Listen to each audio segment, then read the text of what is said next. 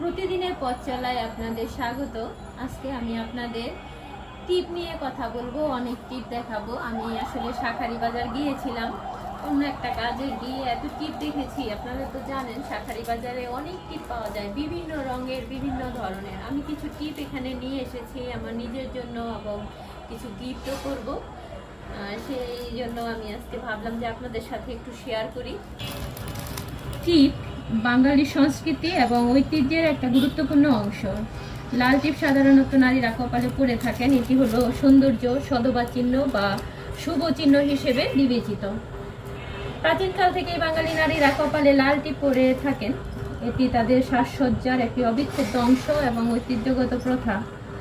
আসলে এখন শুধু লাল টিপ না, বিভিন্ন মাল্টি কালারের টিপও বাঙালি নারীরা পরে থাকেন। এটি সৌন্দর্য বৃদ্ধি করে এবং এটি তাদের সাজে একটি ঐতিহ্যের ছোঁয়া যোগ করে। অনেক ক্ষেত্রে লাল টিপ বিবাহিত এবং যারা সধবা তারাই এটা পরে থাকেন। এই লাল টিপ শুভ ও মঙ্গল কামনার প্রতীক হিসেবেও বিবেচনা করা হয়। এই টিপগুলো আসলে অনেকগুলো টিপ নিয়ে এসেছি, তো এই যে বড়গুলো দেখতেছেন, এই বড়গুলো আমি গিফট করার জন্য নিয়ে এসেছি। এই বড়গুলো অবশ্য আমি করি না, আমার পছন্দের টিপ হলো এই যেরকম ছোট দেখতে।